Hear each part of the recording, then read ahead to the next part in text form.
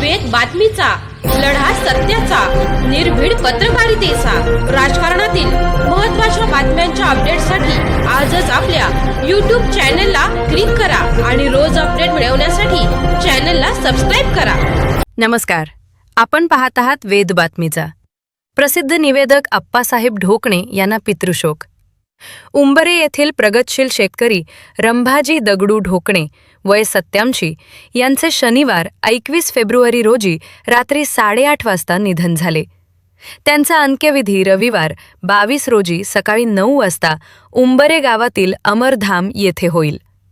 त्यांच्या पश्चात 3 मुले, सुना, नातवंडे असा परिवार आहे.